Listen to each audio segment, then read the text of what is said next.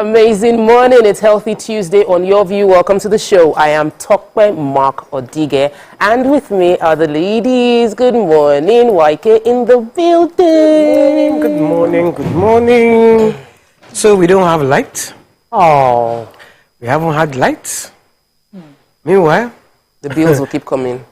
The meter keeps reading. I don't know how meter reads when there is no lights. Spiritual reading. It is a spiritual thing. Hey. So you did double liner. I was just going to say, I'm loving the why can't I start to make up artist? In the 60s, you know, experimenting. That's your shoes. You know, the way that I got a pair of shoes from you, so if you finish wearing this one, just pass it. Thank you. You're too funny. I want to cut my toes a bit so I can fit it to. We're not even the same size, Nima. Well, okay, you're wearing a wedge. Don't worry, I'll balance it. Oh my goodness, and the weather is really getting hotter and hotter right now. So being without power is terrible. No lights, the diesel bills. I mean, come on, what's happening? What kind of country are we living in? Seriously, and well, I don't know. It's a very indebted one, and they need to generate revenue at all costs, whether or not services are provided. No petrol. Kilo day. Only one nation. Only one nation. Let me give you good news to relax you. So this morning, I needed a favor from Mr. Zibiri. So I called him in the most bedroom voice. My love, my darling, can you please do this? You see this thing like you did, it's not working for me. Can you please? He said, okay, I promise to do it this weekend. And then halfway to Maryland, he calls back. You see, if we deploy this method all the time, there's nothing I will not do for you. So we know the way. He said he told I mean that very masculine voice. Can you imagine the kind of assignment you want to give me for the rest of my life? To get something done, I have to be, my darling. No. You find out what works and you stick to it. That is his love language. I'm telling you, even as you're talking now, my eyes are closing. Like, Remember, you want is normally aggressive. And you will call him as I know you'll be understand. It is because of that. No. Is she a soldier? When she became I'm an alpha female. There's no time. That's in our language is a revelation. You have been given revelation. I have received revelation. You have received revelation. Mariam, how are you doing? I'm fine. I have a meeting after, and a meeting with someone I've been looking forward to meeting with for a long time. Doing some garden work, whatever, and I want to step it up a notch. Not just put plants, but really make it beautiful and stuff. And Mariam is a plant mom. I need plants for my sitting room. Oh, okay. Sitting room plants, and I like palms. Okay. Can I come to you? No problem. Okay, I've enjoyed you. Okay. I will go to put you in touch with someone that will get it. Okay. Don't worry, I will handle this. Yes. So. Yesterday we forgot to say happy birthday to Buki. Oh yeah, our Buki. So sorry. And we were jokingly saying that we're not going to say it. Happy birthday. I'm so sorry. Yesterday he reminded me this morning and said, and don't forget my uncle, Elder Oloroshogo Matthew Omosona. Yeah. Happy birthday. Happy birthday. All right. So we'll take a break. While we are birthday, please, are we closing? And my brother's adopted son's daughter was 3 years today. Is it happy birthday. Kwami's daughter, yeah. Oh, okay. Okay, interesting. We've done all the birthdays that we have not done in a long while. Yeah. So let's take a break. When we return, we'll go through the front page of the paper. Stay with us. We'll be right back.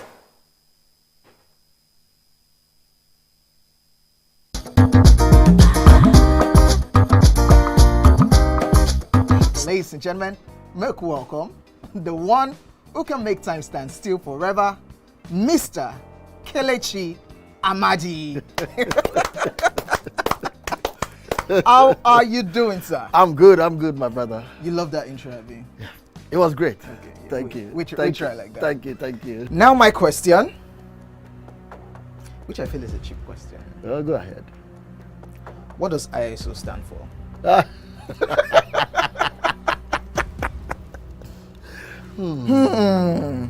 That is it.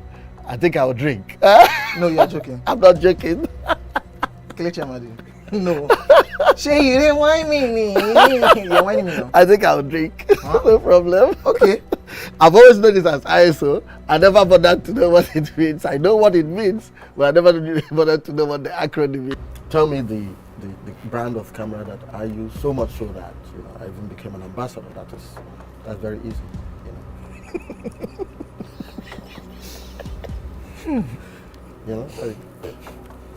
It's out there. It's supposed to be, yeah.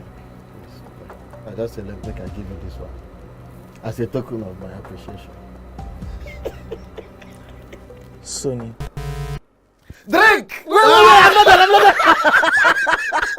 I'm not done. You did not say final answer. It's final answer. You did not ask me if that was my final You don't answer. have any choice again. It's only Nikon. how many cameras do they have? My Nikon. friend to drink. I gave you a very easy something. Nikon now.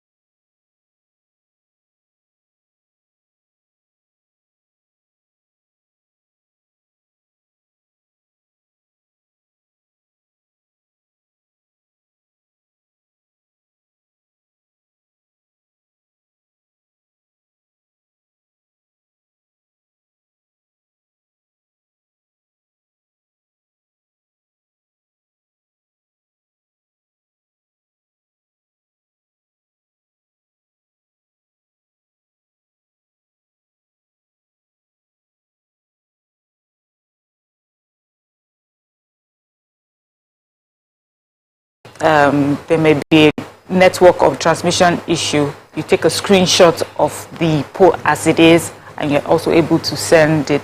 So it's just saying Nigerians should be rest assured they're going to hand over to us a free and fair election.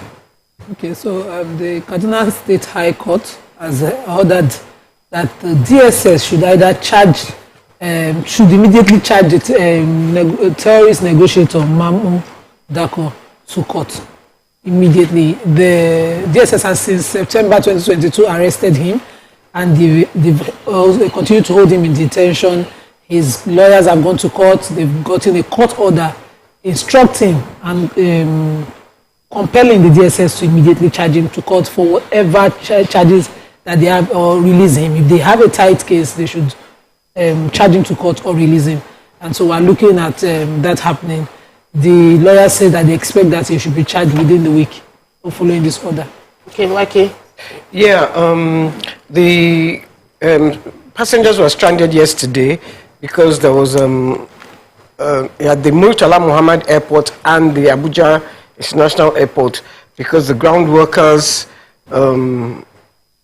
sorry, why are you people? Ground handling and ramp service workers at the Murtala Muhammad Airport and the Abuja Airport were on strike. They were on strike for 14 hours. But the Nigerian Aviation Handling Company and other people came together to make peace with them. But all the airlines, Air France, KLM, Qatar, Ethiopian Airlines, Air Peace, Turkish Air, Virgin Atlantic, they were all disrupted. So passengers were waiting for like 14 hours. And I saw some videos yesterday. I said I saw the mayhem, the chaos. The videos. They agreed to go because they now, inside the negotiation, they said that the resolutions were that narco avians should withdraw the suit it's instituted at the National Industrial Court against the workers' union resumption of negotiation on staff welfare beginning tomorrow and non-victimization of any worker because of the strike. So I want to take the NAFDAC story. Yesterday, Director General of NAFDAC, Professor Mojisola Adeyeye, she gave an announcement that people should fast with sense. That she fasts, but she fasts with sense. She mentioned that kidney failure, liver damage, and others have killed a lot of Nigerians, and that because Nigerians are very religious, Christians and Muslims, that they tend to fast and go 10 days, 20 days without drinking enough water, and this affects the kidney. That if you're fasting, you should hydrate. Fast and drink a lot of water because, according to the word she used, homeostasis balance. The homeostasis balance is important for the body, and we put a lot of strain on the kidney. She also spoke about taking drugs from hawkers, buying medicine from hawkers, people selling without not in a proper pharmacy.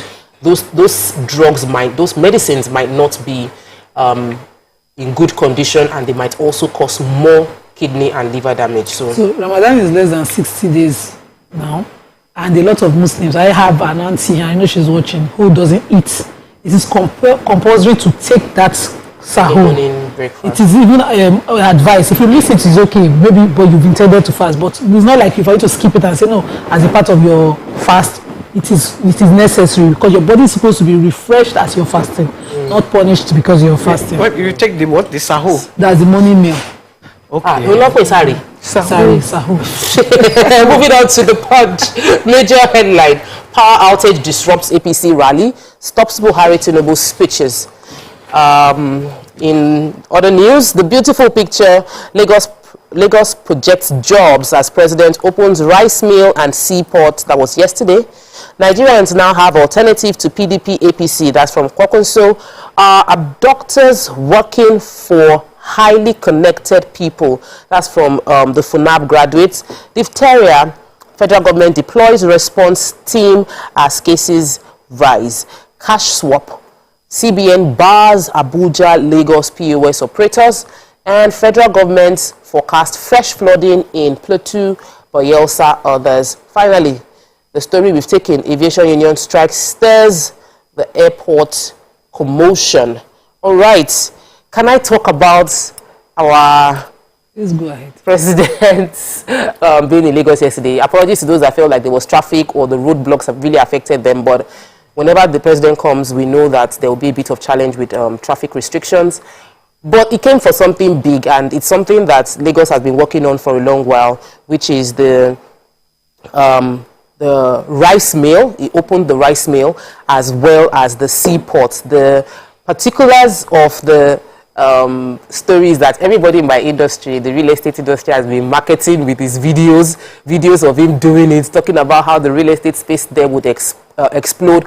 But the governor said that this would provide lots of jobs, especially the rice mill and all that is going to happen within that ecosystem. So this is congratulations to the Lagos State government. I know that they are still opening even more projects today, and so people that are going towards the exit, be on the lookout so that you're not stuck in traffic. I love the fact that they're looking to create more employment, over 200,000 jobs, direct and indirectly. So that's for me is just the highlight of the whole. Let's take a quick break. When we return, we'll continue with the Punch. Stay with us. We'll be right back. Ladies and gentlemen, welcome to the part of the show where I really have a lot of fun. Why? I'm highly competitive. I'm not going to ask you regular questions with me. I'm not well. So you're going to be as nuts as I am today, yes? Ready. Alrighty. Sorry. Can you put it down here, please? King Dion versus Tumor. Oh, thank you. See all the Lee Kuku things you do. They make me Oh no. Who said this? I want to every day closer. Girl, I want to make you closer. Okay. Upslading closer. On a scale of 1 to 10, how much fun have you had on the show? 11, 10. 11? 10, yes. 11? Now we're going to terminate the show. Please, my producer, this is where we're cutting it. Cameraman, cut it. Cut it! You don't cut. Okay, I'm just kidding. The hottest music videos. Check it out. Let's go. Topping the charts. Right here on the Max World Chart Show.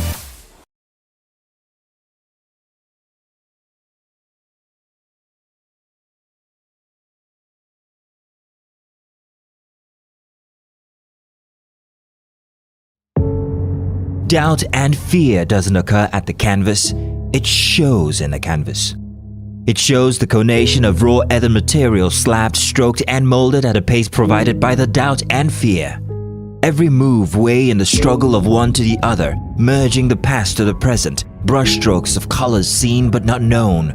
For when the wailing stops, the pieces settle down in abject beauty erected for a century of a century. Speaking, advocating, protesting as the arts are meant to be.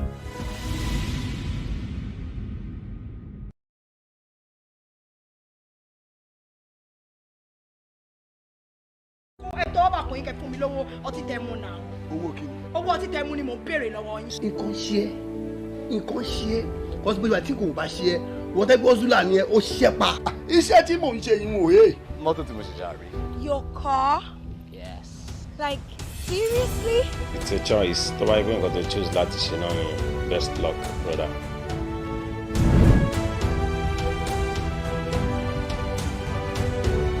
Owó títẹ tí ì san ẹ̀bù kìíní ẹ̀bù kejì ẹ̀mú títí torí ẹlẹ́ẹ̀kẹjọ ẹ̀bù ló kárí nǹkan. Kí ló ń sọ lẹ́nu?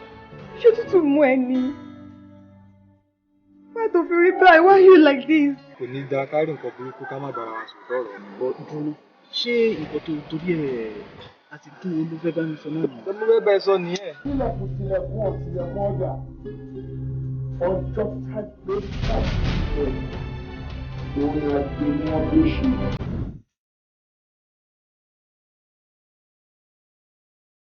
Ṣùgbọ́n òkè sá. Ààrẹ ẹ̀jẹ̀ ìyá. Kò bọ́ síbò parẹ́ ìyá. Láì tí inú ẹ kò gbọ́.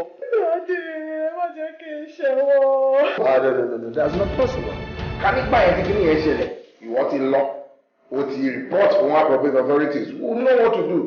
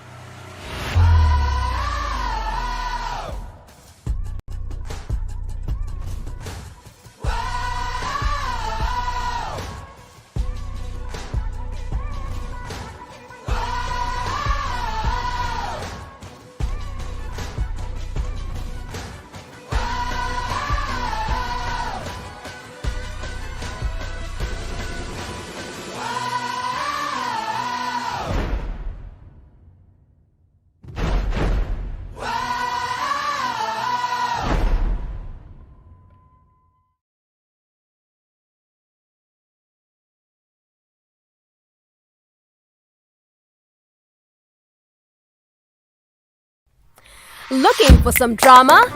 Yes. Sit back and catch up with the slaps. Yeah, lots of slap.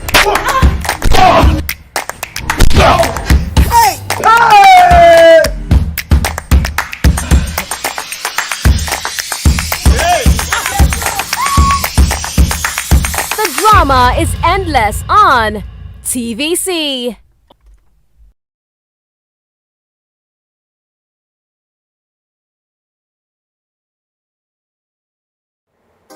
Come closer.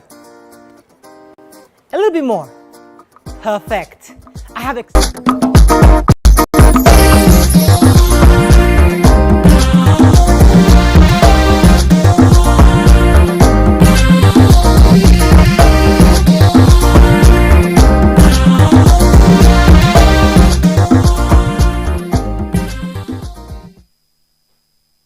Thanks for staying with us. We're still reviewing the front pages of the paper and we're still on Punch. So, yes, a 31-year-old farmer based in Osun State, Samuel Oladotun, was recently abducted with his brother in Osun State.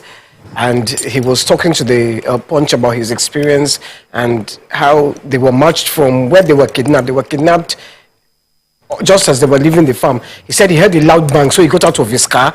When he got out, the gunmen were there and they took them away. They first of all made them walk for 45 minutes. Then they let them rest for a little while. Then they now walked for another 2-3 hours before the third time. And all this time they didn't give them food and water.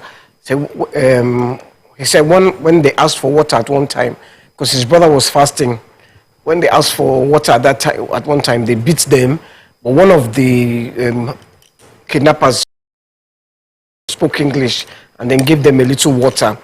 And he said they would give them sometimes dried yam or gari, and that it was such a harrowing experience. He believes that the kidnappers are not working alone; they're working for some bigger people. He said when you see the kidnappers, that they're just like maybe. They don't even look like someone that people that have 50 that kind of money that they're asking for 50K to themselves. Obviously. And then so it's obvious that they're working for bigger people. And he says that the police are not helping. He said because he said there are camps. He said in the bushes the kidnappers have their camps. So nobody is going in to arrest them, and while they were there they could see hunters, so it's not like it's some forest.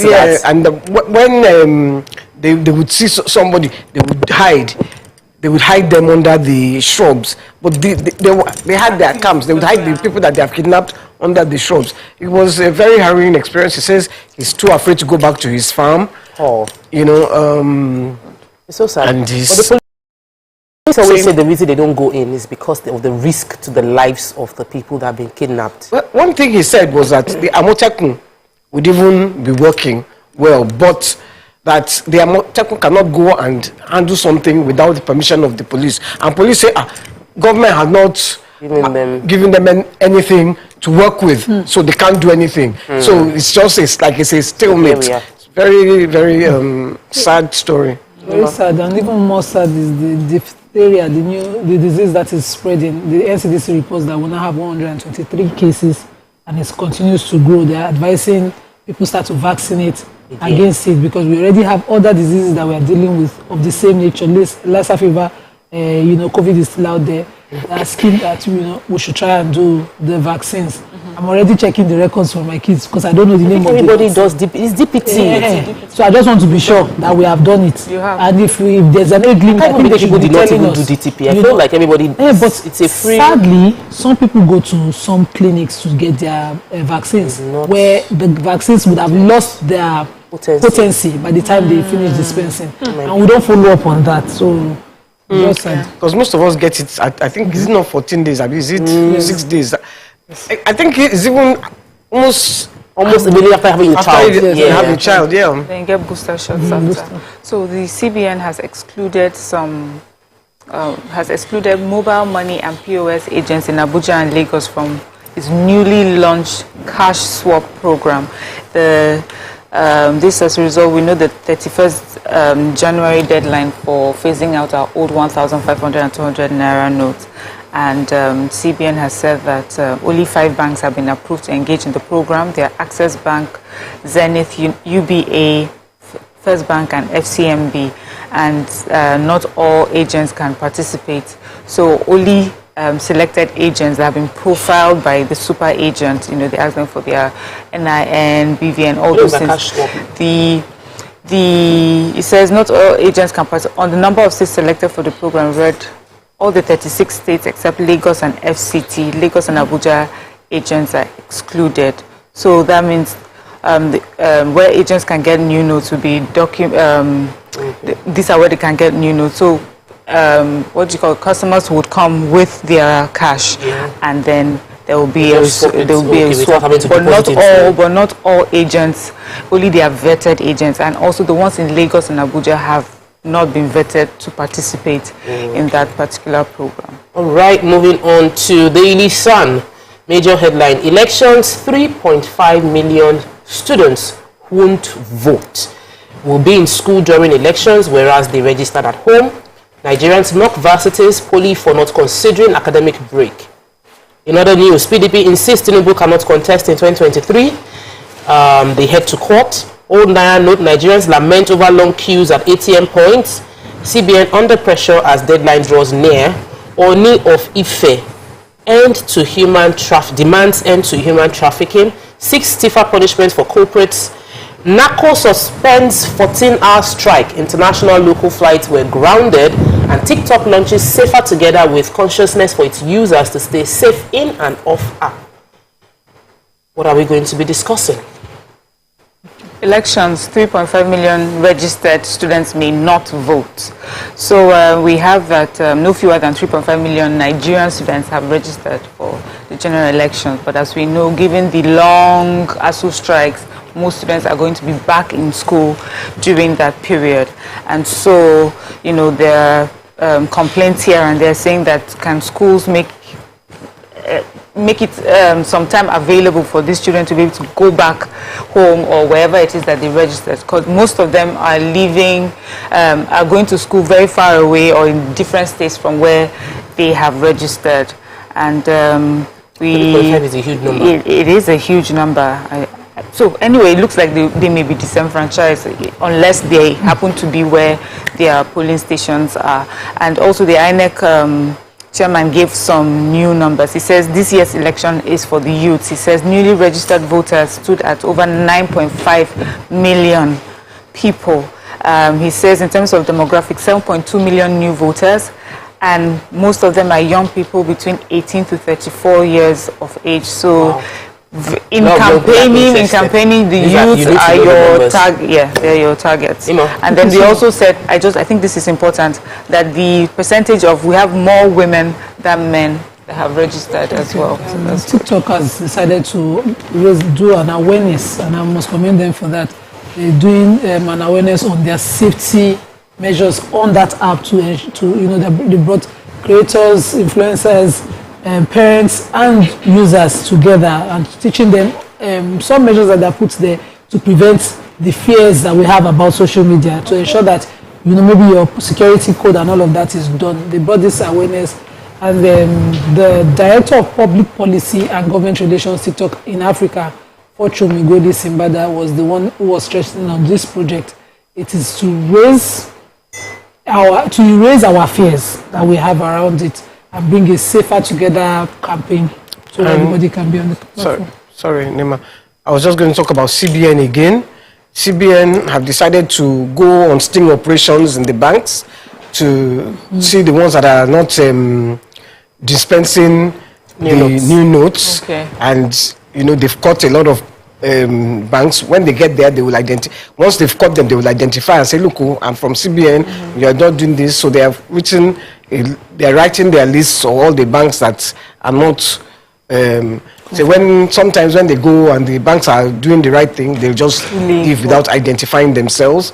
But meanwhile, in Kebbi, a lot of one of the customers, he was number 260 on the queue, and he wanted to deposit his money. That they should please help them make this. That he has to come from a far place to come to the only bank there in that area, and he's number 260. They should please help him. He was a staunch Buhari supporter, but this one is as if Buhari is not thinking of the plight of the masses. Buhari has to be on the queue. Moving on, final paper. We can't take more. Well, out of time, just to read the headlines of the Nigerian Tribune. Petrol sells as high as 350 per litre. Motorists and commuters groan. Abducted local government chairman beheaded in Imo after paying a 6 million naira ransom. So sad. Oshu records first case of diphtheria. Appeal court orders APC to conduct fresh primaries in 11 Benue local government NNPCL Council stages a walkout in Ararome's 100 billion naira suit. Well, that's all we can take on front page review for today. When we return, we'll talk about something really hot. Stay with us, we'll be right back.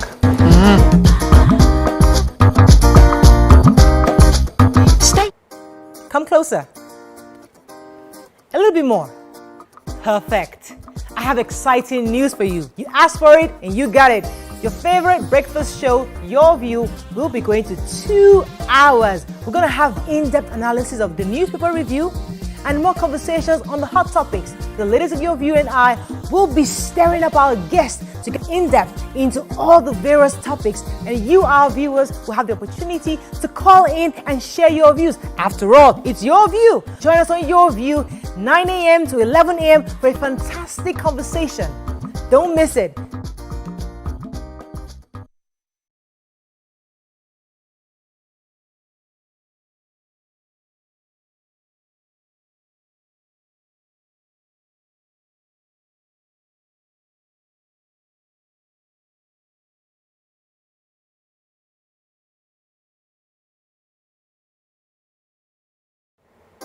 Come closer. A little bit more. Perfect. My name is Detective Samuel Amen. Jesus! You have 5 seconds to start talking. Would you be scared if someone you knew that was dead suddenly just shows up alive? How do you even open your mouth and say some nonsense like that? What nonsense are you talking about? She's dead and she's not coming back! Don't use that against me. You don't tell me my daughters. I know my daughters. I gave birth to them. So why didn't you report to the police? No, I mean, that won't be a good idea. Why are you so one-sided? Why not?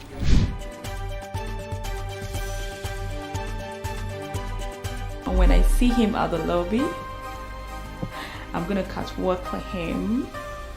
Then I'll wrap my hands around him and pull him into a deep kiss. Are you still seeing him? Seriously? Why should I let go? What? Are you married? It's complicated. She made a huge mistake. I really want to be with him. He may have an emotional crackdown. If this is love, I'm down for it.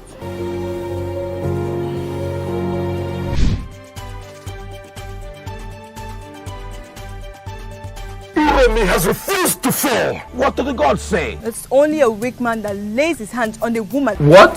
I will shut down your sharp mouth since you're not killed by your parents. Eh? It can be. Now that worries me. Why, if I may ask? It is ignorance that leads the cockroach into a feast of chickens. You have a long journey ahead of you tomorrow. Off you go. Thank you, Your Majesty. What brings you here? I have a message from my master. He has taken Obumi as slave in this palace.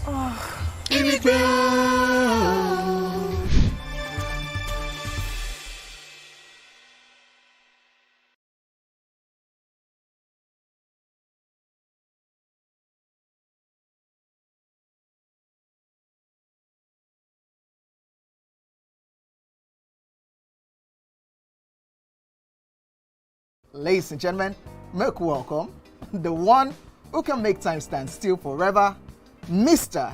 Kelechi Amadi. How are you doing, sir? I'm good, my brother. You love that intro, Abi? Yeah. It was great. Okay, Thank you. We try like that. Thank you. Now my question, which I feel is a cheap question. Oh, go ahead. What does ISO stand for?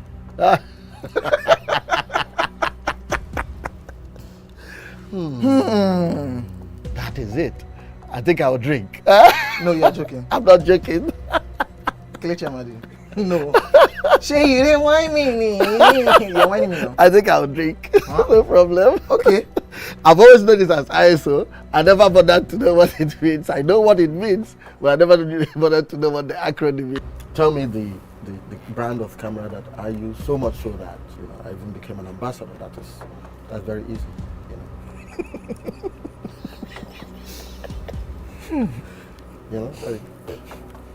It's out there. It's supposed to be, yeah. I just said, let me give you this one as a token of my appreciation. Sony. Drink! I'm not done. You did not say final answer. Final answer. You did not ask me if that was my final answer. You don't have any choice again. It's only how many cameras do they have? My friend to drink. I gave you a very easy something. Nikon now.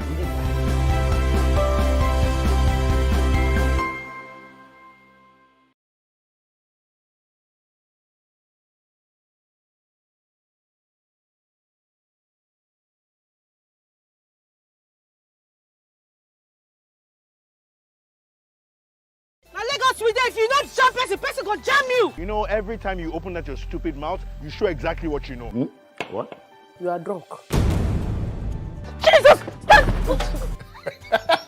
You can't defend your wife anymore now, Julius. Right. None of this is his fault. What's going on? I can't explain, just come. We are the Durojays. We are the Akbans. We are the Obioras.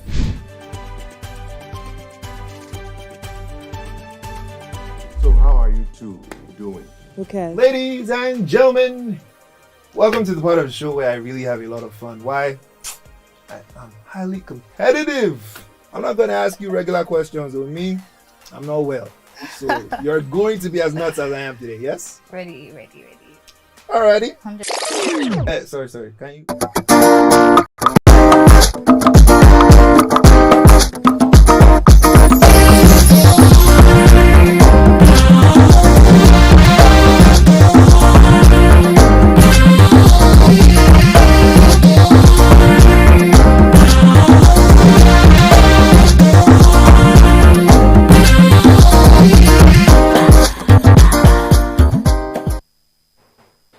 Thanks for staying with us and welcome back. We're going into our hot topic and we're talking about sexual abuse with caregivers. Reality TV star Bami has opened up a conversation that we should have concerning how a personal experience that she went through from when she was 2 years old to when she was 8 years old. She was abused by her nanny.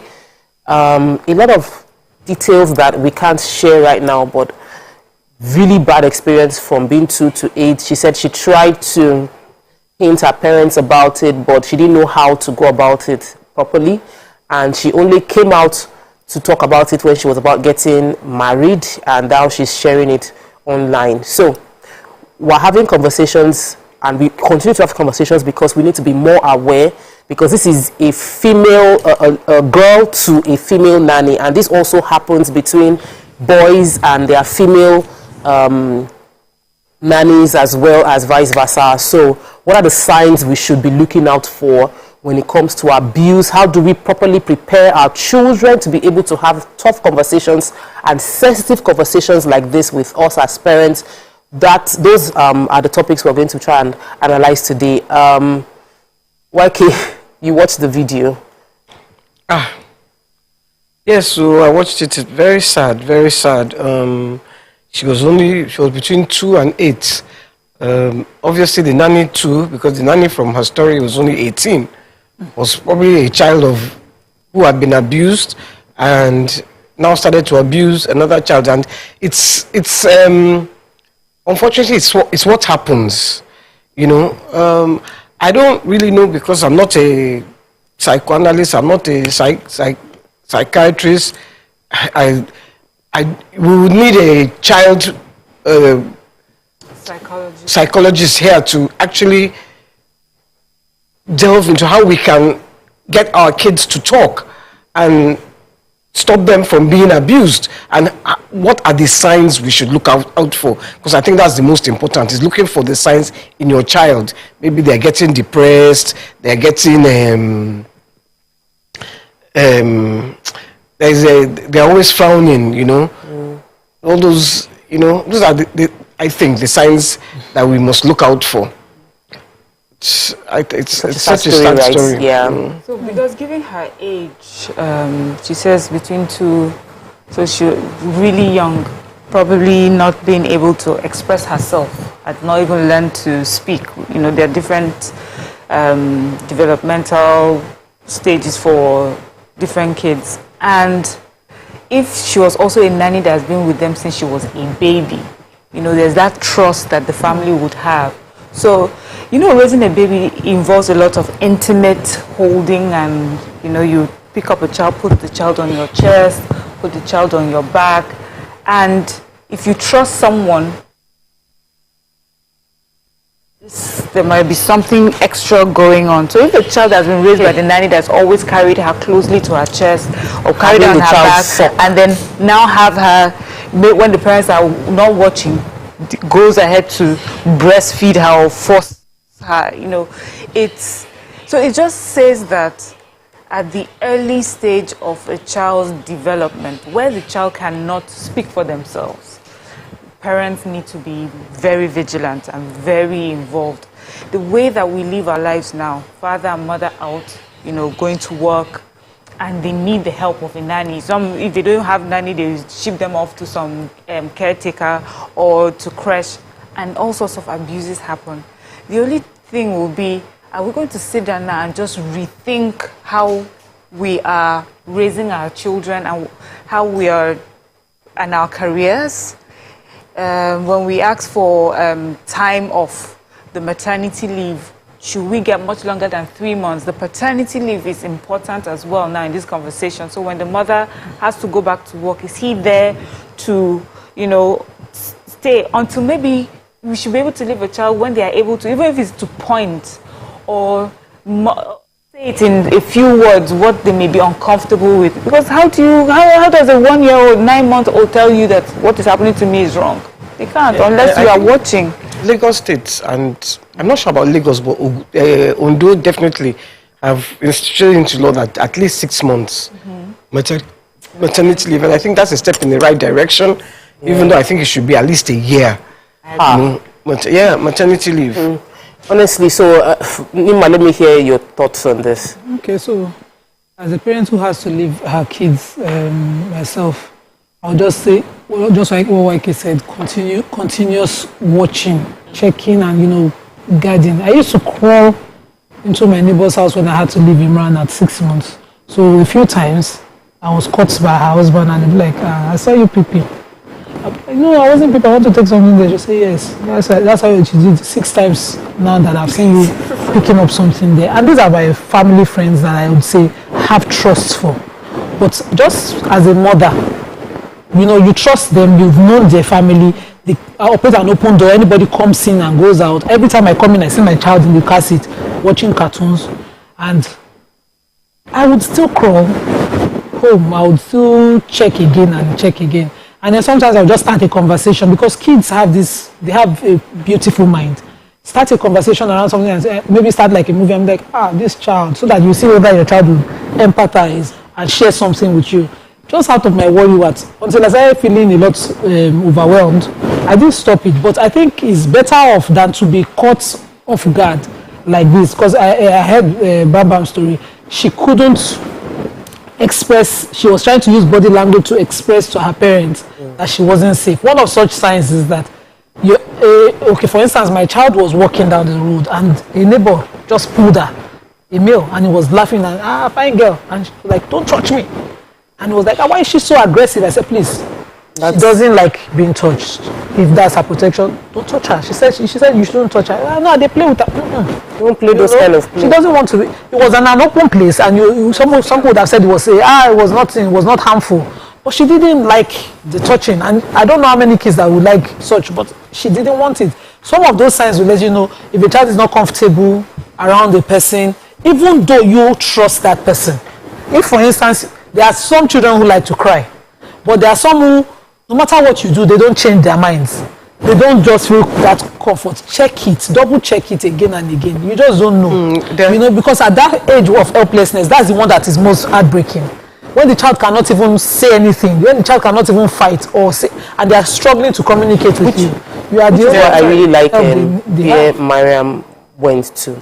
You know, Mariam spoke about, well, in my word, let me rephrase it. I can't quote specifically, but reanalyzing our priorities as parents. Because if you've taken the responsibility of bringing children into the world, then are we not meant to make the necessary sacrifice to protect them as much as possible?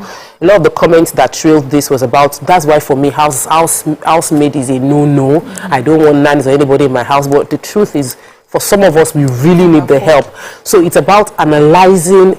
We'll take a break. When we come back, we'll talk about the modern woman, the modern family system, and analyzing our priorities. Stay with us, we'll be right back. Ladies and gentlemen, welcome to the part of the show where I really have a lot of fun. Why? I'm highly competitive. I'm not going to ask you regular questions. With me, I'm not well. So you're going to be as nuts as I am today, yes? Ready. Alrighty. Sorry. Can you put it down here, please? King Dion versus Tumor. Oh, thank you. See all the Lee Kuku things you do. They make me. Oh no. Who said this? Every day closer. Girl, I want to make you Okay. Oxylating closer. On a scale of 1 to 10, how much fun have you had on the show? 11, 10. 11? 10, yes. 11? Now we're going to terminate the show. Please, my producer, this is where we're cutting it. Cameraman, cut it. You don't cut. Okay, I'm just kidding. The hottest music videos. Check it out. Let's go. Topping the charts. Right here on the Max World Chart Show.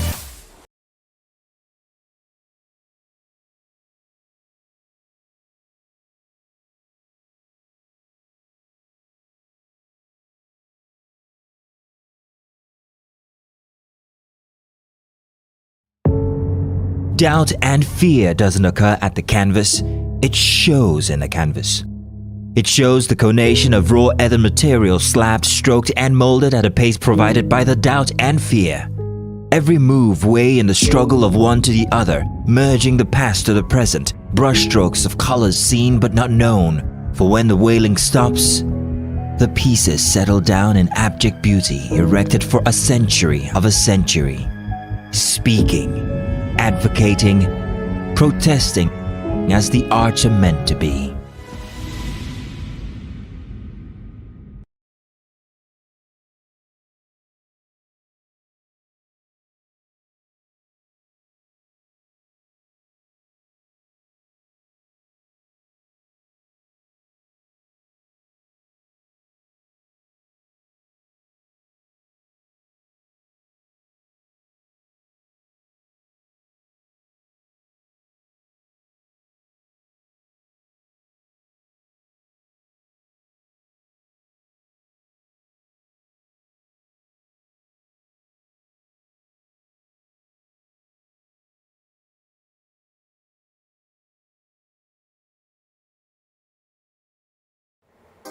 Come closer.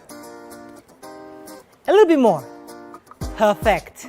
I have exciting news for you. You asked for it and you got it. Your favorite breakfast show, Your View, will be going to 2 hours. We're going to have in-depth analysis of the newspaper review and more conversations on the hot topics. The ladies of Your View and I will be stirring up our guests to get in-depth into all the various topics, and you, our viewers, will have the opportunity to call in and share your views. After all, it's your view. Join us on Your View, 9 a.m. to 11 a.m. for a fantastic conversation. Don't miss it.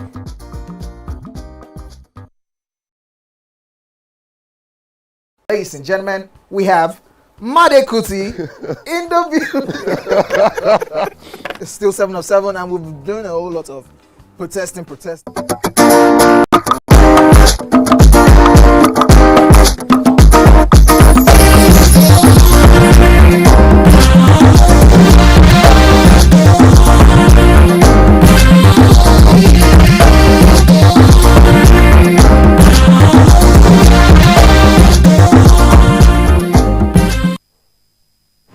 Thanks for staying with us. We're discussing a sad story about sexual abuse by caregivers on children, on minors.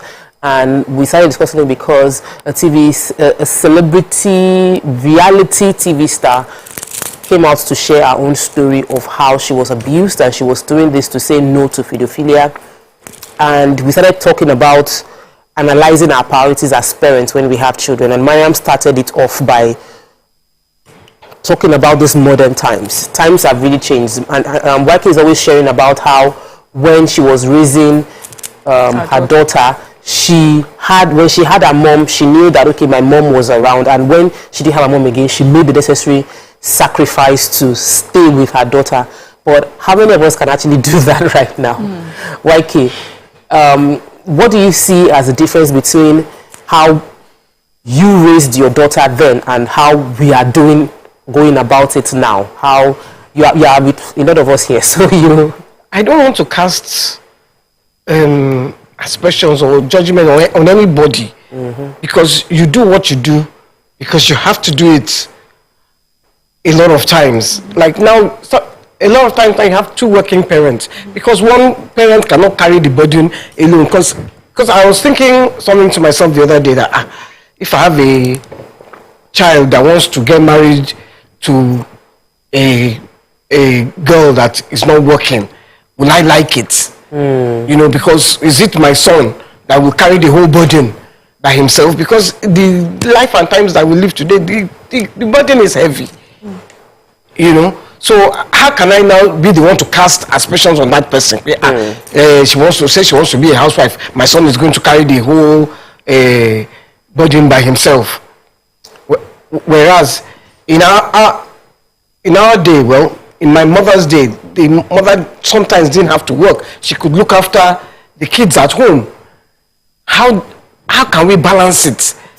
You know, I don't know how to balance it. One of the things I would do if I was a parent is get cameras, and I had to work. I'll get cameras in my house that will be attached to my phone. I can view my house all the time, and I promise you, I will be on that phone. In fact, a guy will be asking me, "Auntie, you dey work?" Because I go dey check me. What are you doing with my child? I really love that because I was writing down modern parenting in modern times. Times have actually really changed, and I like the perspective you have. But we have a practical example. Like Numa is dealing with something right now, and then she's on the show, and you know life happens like that, and you start asking yourself, maybe could I have done this better? And it's a struggle not to live a life of no regrets. And many mothers, especially modern mothers, who want a sense of fulfillment, find themselves trying to strike that balance and protecting their children as well.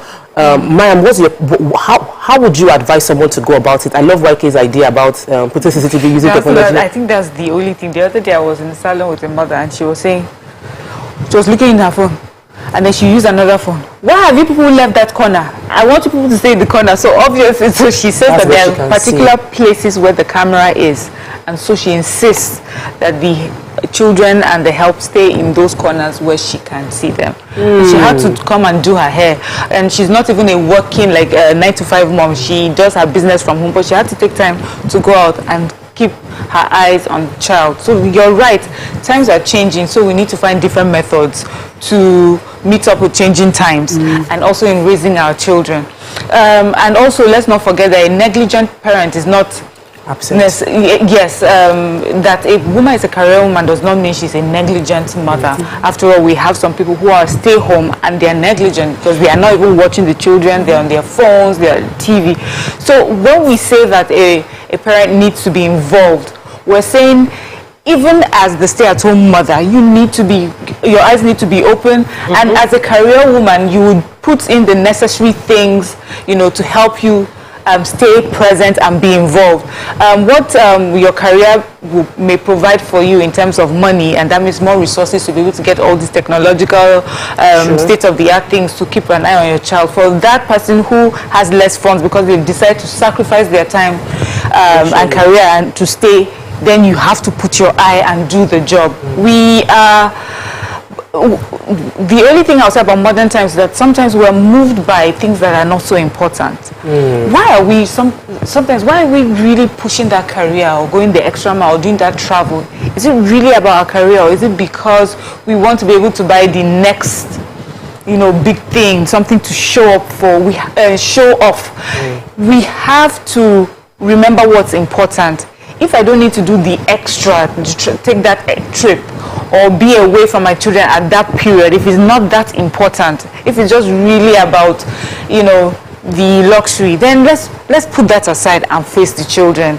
I find that these days, the children are not our focus, but how we can show off to each other the things that we have, you know, the things that we're doing. Me, I'm not a sit-at-home. I'm not a sit-at-home mother. Yeah. I'm a career mother. To what end? Are you a career mother because that is who you are? That's what you want to be. That is, you know. And when you do that, you'll be able to do it more wholesomely. But if it's just to show off to someone, there's so many things that you'll be losing because you're trying to just show off. Honestly. But a lot of times it's not just because the career. Sometimes you need 2 paychecks in the house. Yes. You know, sometimes I think, well, you know what she said? When you ask yourself, we must ask all the questions. In some cases, we don't, but we would love to, as women, to have our own. I agree with you because if my husband is giving me money, I want to be able to say I have my own money. I don't have to depend on my husband's money, so I must work. You know, I don't want people to insult Why you. did it become necessary? Because they were insulting. But it was power. Yes. To empower the woman who is doing so much in the house, but tell her that she's not doing anything. And then, because you're providing, you think, oh no. We had a caller the other day, they said, men provide and so they must be the head. As if what the woman was doing wasn't that important. And so women thought, I need to get my own life. You don't want to be caught at a divorce with 4 kids, helpless, and the man is saying, and I will not provide for you people. You want to divorce me. And then she's suffering domestic violence. The issues are endless. I was sitting in my house one weekend and I had someone who's doing a job of under 20,000 run to my house that she left her child with her husband, and by the time she came back, she saw petroleum jelly on her child, and the child was only with her dad. And I said to the woman, let me report it. She said, please, no. She's the only provider, and all he does is sit there, and he cannot even still sit with children for them to be safe. The issues are endless. Petroleum jelly for what? Just suggesting on the pubic area of the child. So we know these things are endless. They are not even, it's not today we will start to talk about it. They are endless. A mother who is singularly providing for 2 children has a husband who is useless. Let's just say it as it is. If you cannot provide for your family, enough for your wife to stay home with the kids, and yet you cannot even keep them safe, are you a husband? Yeah. Wow. So the woman now has to be at a job where she has to resume at 6 a.m., rush those children somewhere else, and then I just couldn't help her. So let's talk about reporting the situation, because there are cases you've gone into a story about where even a parent was at home, but he was absent. So there was proximity without presence, and it could have been the abuser too, and it might even be the abuser. And we've had cases where people are at home but they are not there. We have aunties abuse. A lot of men talk about how their first experience was with an auntie or someone that was living in the house that the parents felt would help me watch over this boy, ends up being the one that is the first intimate experience that the boy is having. So it's not really, I want us to move because we've analyzed the fact that modern times women would work, but sometimes you are at home, you are present, and you just stepped outside, left the child with your younger sister or with your very good friend, and something happens. I feel another very key part of this situation is that we don't report these issues because we're trying to cover up the abuser, and the abuser perpetuates it on and on with other people. So where is the place of reporting a family member that abuses minors? Because sometimes we think we want to protect the minor. We don't remember that there's trauma, because this lady said that whenever she's having intimate relationship with her husband, she still, it flashes through her mind. So she still goes through the trauma until she probably heals through therapy. So the system has to be up and doing. The system is not just to punish the man and then not protect the woman. Sometimes, like in this case, I thought I will have to inherit that family to be able to get that woman to report.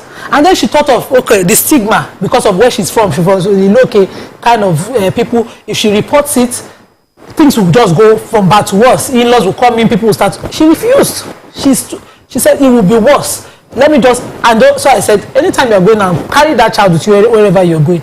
She couldn't sustain that. We had to find a crutch. Even in somebody has to pay extra. So the system has to have a pause somewhere where these cases are reported. The system takes a whole lot of burden off the person reporting, so that they don't have to go back and beg their abuser to continue to provide for them. All right, we'll take a quick break. When we return, we'll continue with this conversation, and we'll take calls and messages from social media. Stay with us. We'll be right back.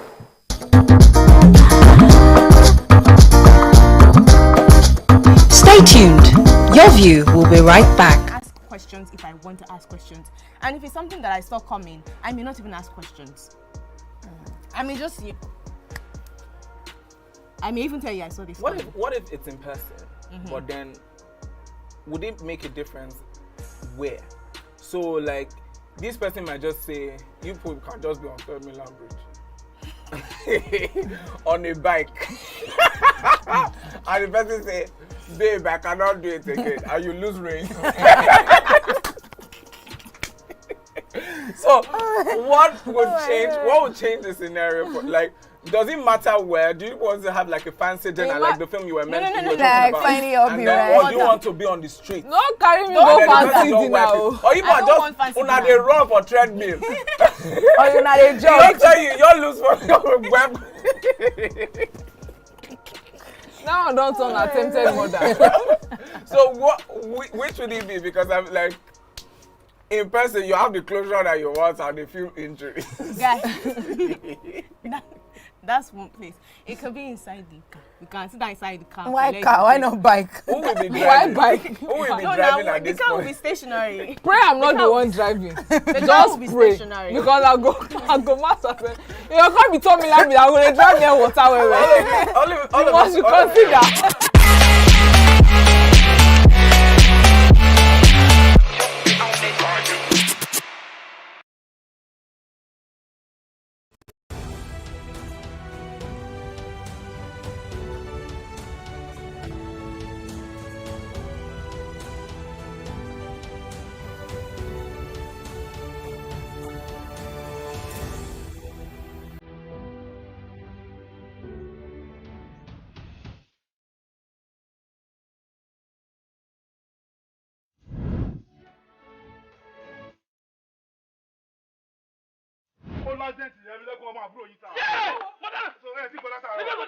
lọ́n ṣe mọ̀ kádàrá aláwọ̀ àkàkàjù. àwọn kan wà tí wọ́n bá kú tọ́jọ́ ọkú wọn ò tí ì pé wọ́n á papòdà síbòmíì. Is that all you're gonna say? kò tí máa sọ nìyẹn. bó ṣe wá kọ̀wé ránṣẹ́ yìí pé òun fẹ́ rí mi kájọ fojúkojú yìí kò yé èmi o. bó ṣe pé ẹ̀rí ẹ̀mí lẹ́kùnmọ́ àyà mi ti sọ kí. torí kí ni. àkọ́yẹ́ kọ́ mọ fi jẹ́rẹ̀ ẹ̀mí lẹ́kùnmọ́ yọ mọ̀ mú yẹn rí flashback jọ́ yìí kí ọmọ tó mọ̀ ẹgbọ́n mọ́.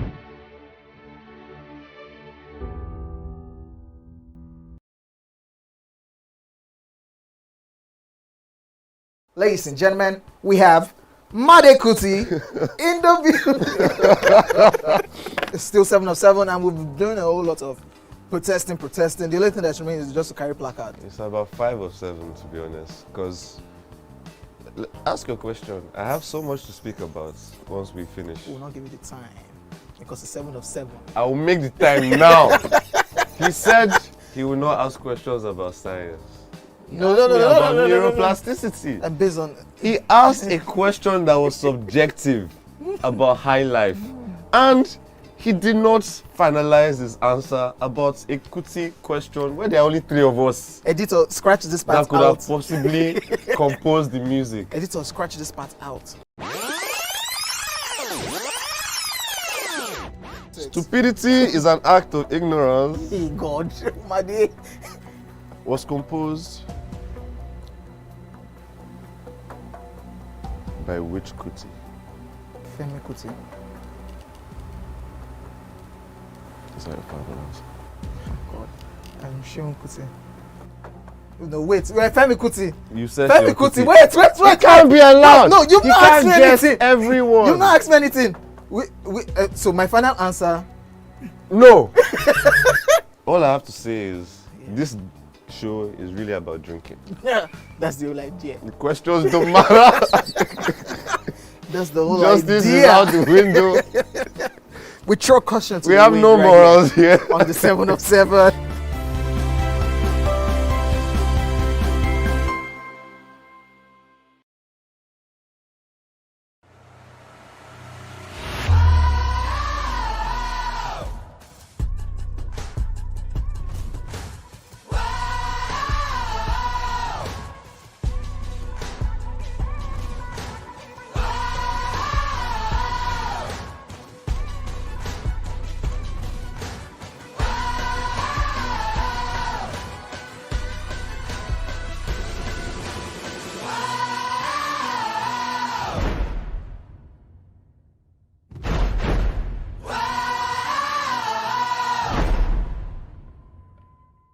ask questions if I want to ask questions.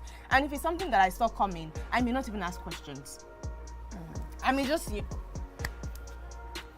I may even tell you I saw this. What if it's in person, but then...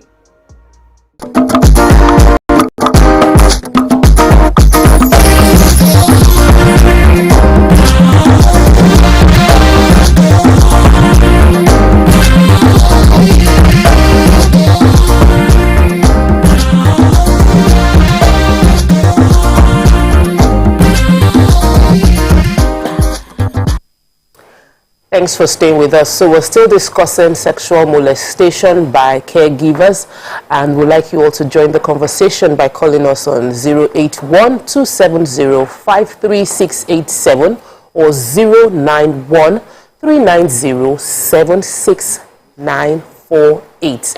Right there on the screen. We'd like to hear from you. We'll also be taking some tweets and, like Waike says, tubes. So it's not a funny conversation. Right within the show, I had to send my husband a message that we need CCTV in the house. He said, "Where did this come from?" I said, "We're having a discussion around child molestation," and I realized that we're not around and we haven't deployed technology to help us. So it's important that we have this conversation because we discussed it before, but we discuss it over and over again because someone watching might just be triggered to do what is necessary to avert another crisis within their household. Before we went on break, we were discussing how in some cases we are not reporting molestation enough. We're not reporting the abusers, and when we don't report the abusers get away and are able to perpetrate this same evil circle in other places. How do we change this culture of saying pamisile, ma pamisita? What that means is hurt me at home, let's cover it up, don't let everybody know what the problem is. I think Nima answered it best when she said that when it comes to cases like this, it's a two-way thing. It's not just about the punishment of the perpetrator, but also the protection, sustainable protection of the victim. And where there's no system where you know that you have a safe haven that will help you to thrive or even survive, when you're away from that abuser, you always find everyone considering, their circumstances. Many times the reason why people don't call it, especially if the abuser is also the breadwinner, when people don't call them out, is because you're looking at it and trying to think, the sexual abuse of my child, or me leaving this place, and then there will be hunger, there will no school fees, nothing. So why don't I just stay here? And then you lie to yourself, I will stay here and I'll watch, I'll be more vigilant, until one day they beat you and lock you out and, and demand that it's my child. So the system needs to be such that we provide a safe place, a system. A woman comes with a problem like this, who does she go to? What do we provide for her? After she's reported and the person has been punished and incarcerated, do we make sure she has a job? Does government provide some sort of care? I know they talk about other, Waike would be able to better tell us, like other countries where you are able to get someone to come watch your child while you go off to work. Maybe things like that. I don't know, but our problem is so deep-seated. It has to do with it's poverty, it's lack of education. All those things come together, and then we have situations like this where you find yourself so helpless and not knowing what to do. Sorry, Nima, I know you want to talk, but I just wanted to say we need to realize that people who abuse children have a mental problem. So when you think that you are protecting them, don't put my secret out there, you're actually, by reporting, you're actually helping the person. Because that person is either, like this girl, a victim of abuse who needs help, or you have some mental challenge that it is a child that is attractive to you. So you have to remove that person from anywhere you so don't even say, I don't want to bring my secrets out. you have to bring it out to help the person that you are trying to protect. Protect others. So if, for instance, you bring it out, at least other people will know to be careful around this person, which is why there's a sexual abuse register, sexual offenders register, so that people can vet people. That way we can reduce the mentally retarded ones who think it's okay to be sexually abusing others, to a group of people we can control their spread. That's the reason. There's no permissive arrangement here. The only person to protect is that victim, who before they know it or without them knowing it, that becomes their sexuality as well. They grow into it. The dangers just continue to grow. So it's not a decision an individual takes. It's a societal decision. Something a group of people say we stand against, we provide protection for and against. There shouldn't be a disempowered mother, disempowered parent anyway. Parenting is even two people's job. I've seen where fathers are the ones who discover the abuses of their child, of their children. But when you say, okay, it's a woman's job, let me just, the child will be there, the child will not be able to express themselves, and maybe you're the person they would express themselves to as a parent. So it's a joint effort, it's a collective thing that everybody must sit up and do. Even in boarding schools, I know you have to go in a big, but even in boarding schools, they abuse children. Yes. We're actually rounding off, and I'd like you to, if we have any message on social media that will just be our final one, I want to just say that whenever we do shows like this, it's an opportunity to act on some of the decisions that, or some of the lessons you're learning. And for me, one of the lessons that I believe everybody should learn now is how to have that conversation with your children, how to initiate the conversation to let them know you can tell me anything. Don't worry, this is a no judgment zone. Whenever we enter into this corner or we get into this room, anything you tell me, I'm not even going to beat you. I won't get angry. We can create that safe space. We have a phone call. Okay. Welcome to the show. Good morning. Good morning. This is Carl Augustus. Awesome. I've been waiting for phone calls so much. Immediately I heard you on the phone, I was like, yeah, let's get you in the conversation. Yeah, can you hear me clearly? Very well. Please don't listen to yourself. Listen to me. All right. Just like you people are saying, this is a very important topic that we all must pay attention to. Every time I have like to say about the mental state of those who are perpetrating this crime, they should be given adequate medical attention as well. Because most of the times, when we tend to want to cover this up, they keep doing this. The victims keep suffering. Why they themselves will not really be aware, fully aware of what they are doing. So this medical attention also is. I really couldn't hear you well. I think he was saying that we should pay attention to not the survivors, the perpetrators as well, that they also need help. But so he says, you people carry on as if working wives is the only valid norm or is necessarily advantageous. One can make a robust argument to the contrary, and how come there's no full-time housewife on YourViewTVC? Absence of diversity has always been the show's Achilles heels. Unfortunately for you, you're mistaken. I am a full-time mother. My husband can be doing his career, but I give up every appointment, even social life, when it comes to my kids all the time. It's not even about that, but the point is, once they're on this show, they're already working. Yes. So when the kids are in school, you can do something else. You can leave them much earlier, but you return home. Some people don't have another life aside their kids. But can you say the same on the other side? And yet, even with that, no matter how you shine your eyes, you can have things happen. So what we are talking about is how we're dealing with it. How is the society providing for it, Dolani Roberts says, the price of liberty is eternal vigilance. Parents can make a difference if they pay attention to what's going on in their children's schools and at home. And I love that. I think that's very profound. That summarizes my life. Yeah, it's eternal. You just have to be vigilant. See, there's no go. You want to go and walk. Better put camera in the house. The crab's eyes are on the head for a reason. It's high. They used to wash. You put it on the head. Don't put it on. So I have another call. Idowu has called in from Egbeda. Welcome to the show. Good morning. Good morning. Morning. I want to contribute on this matter. Please go ahead. My contribution is this. Now, it's not only girls that is being happy.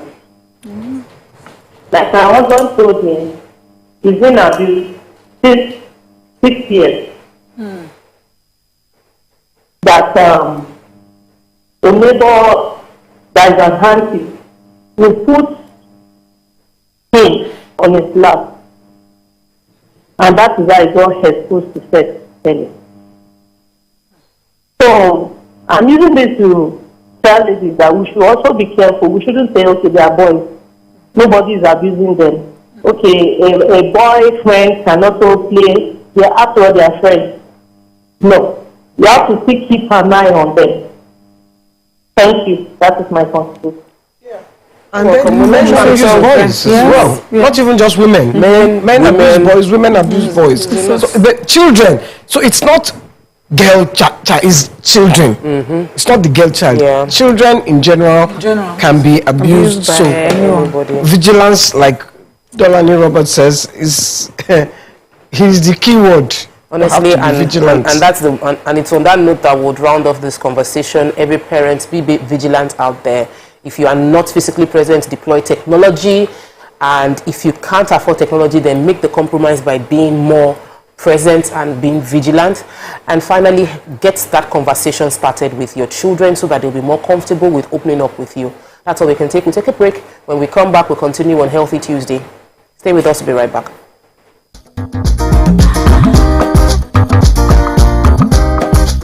Stay tuned. Your View will be right back. Ladies and gentlemen, multiple award-winning actor, producer, ambassador of Edo People, we have Etinosa Idemudia in the building. Don't be first to go police station, they win the case. So you are showing yourself. I go see as my second question. You are feeling like a contact the prancing peacock. I'm about to cut your wings. Hello. Now, in the amalgamation of 1914, who was the woman who drew the line of the amalgamation? Who cut the report? Who is the person that used scissors? What is his name? That woman. You have done me dirty. I've marked your face. If anything happened to me today, I don't if I don't reach my house. Anyway, I'm gonna be chauffeured, so. You remember now, Avi? Yeah, but you never too thin. Now you remember. Hey. If a person who indulges habitually in watching a sexual material is called a voyeur. That's what they're called. You clearly say you don't go even get the next one. Hey, a voyeur. Voyeur. Then go on. What is a person who makes one? A voyeur. A voyagist. A bon voyage.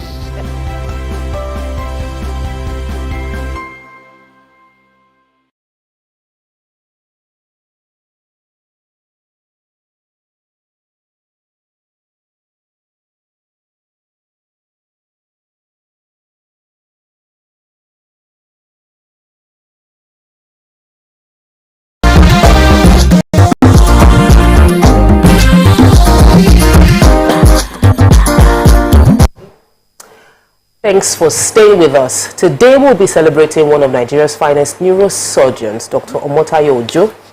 Last week, it was trending all over social media as the successful procedure he performed on the popular social media medical influencer and content creator, Dr. Chiloso Ebemba, popularly known as Aproko Doctor. There was an outpouring of encomium showered on him, his work and personality. He'll be speaking to us about tumor, and most especially brain tumor, the possible prevention, management, and the procedure to eliminate it. Welcome to the show, sir. Thank you very much. How was the newfound popularity? Everybody talking about you, your celebrity status. Well, I think it's good. It has brought a lot of attention to neurosurgery in the country, and I hope that many people would seek intervention early so that they can all be better off from the problem. All right. So to join the conversation, call us on 081-270-53687, or you can call us on 091-390-76948. Let's bring you back to the real topic. Okay. brain tumor. You know, appropriate doctor's story shocked everybody because we felt like, hey, you're the one teaching us about how to be healthy, and we're looking to you like you're the healthiest person, and suddenly you have a brain tumor. So what are the things that trigger brain tumor, and what can we? Yeah, let's just start with that. So just to talk about the overview of brain tumors, there are two different categories of brain tumor. There is a primary brain tumor, and there is a metastatic brain tumor. Primary brain tumor means the tumor originates from the brain itself. Okay. Metastatic brain tumor means the tumor is coming either from breast, lung, and other parts of the body. So, brain tumor is something that nobody should have. And when it does happen, the earlier it is picked, the better. Because when it is seen early, then it can be treated with minimal complications. To answer the question, what causes brain tumor? For the primary brain tumor, nobody knows. It's not what somebody is doing or is not doing, what he ate or didn't eat. It has nothing to do with lifestyle generally, especially the primary one. It just starts sporadically, meaning anybody could have it, unfortunately. I don't even like that. The metastatic one, that one, if you get, maybe if the person has cancer in the breast, then it can transfer to the brain. That's the metastatic one. Exactly. So for people that had breast cancer or spine cancer or prostate cancer in men, or sometimes cancer of the womb in women, it can transfer to the brain, unfortunately, even though in some instances they've had all cure for the primary tumor.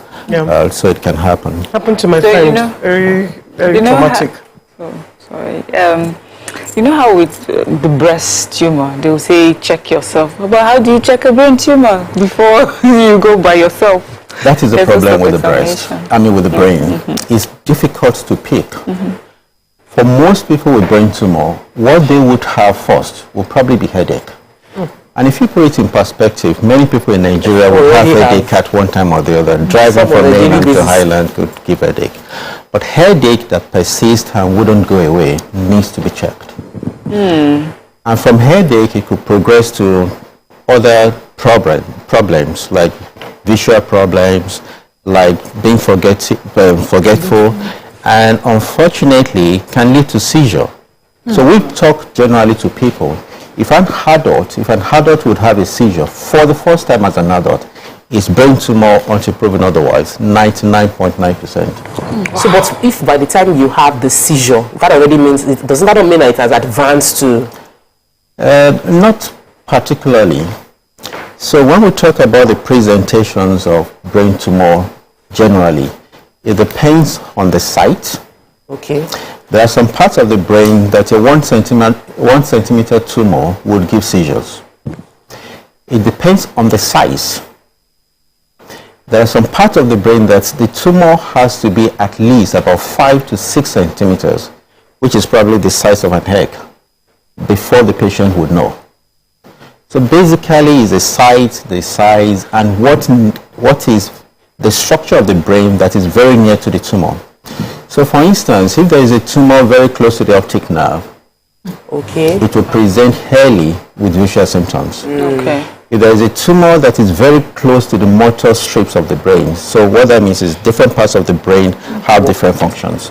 So if it's in the part of the brain that subserves motor, the patient will present with seizure early.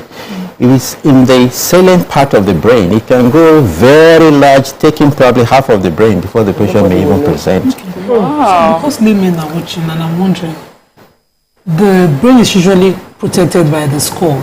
If you now have a small something on the, maybe like a swelling between the skull and the skin covering it, that's out.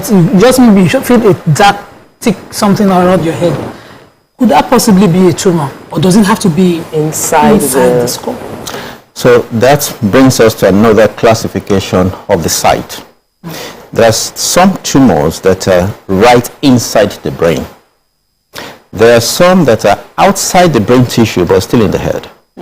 So for those type of tumors that are not particularly within the brain substance but in the head, there is a possibility that there could be pain on the head, and the person can put finger on it and probably feel that there's something going on there. And that is quite common with metastatic brain tumors, because it would involve the bone healing, this particular type. And by inference, it could get to the skin, there could be a swelling, then pain, and so on and so forth. Yeah, I wanted to ask, is there, if you detect a brain tumor early, do you always have to go for surgery, or you can treat it without having surgery? Can you resolve itself? So the general answer would be yes. But the practical answer would be that there are some that are so small, still in the brain, and we look at the progression and we could say that it's unlikely that tumor would affect the person in this lifetime, because they grow very slowly. But any tumor that is found to have been giving some symptoms will probably need to be excised. And to answer the question, the earlier the better. It's unlikely anybody would have brain tumor and the doctor would say, no, don't do anything. But what we see is people with brain tumor will be so careful and afraid of surgery, and they will hold back making a decision. Yes. And in another 1 year, you do the scan again, you realize that the tumor had grown bigger. The problem now is that the bigger it becomes, the more complex the surgery would be. Yeah. So what I could remove in 1 hour a year ago could probably need about 2 or 3 hours in another 1 year. So the earlier it is done, the better, number one.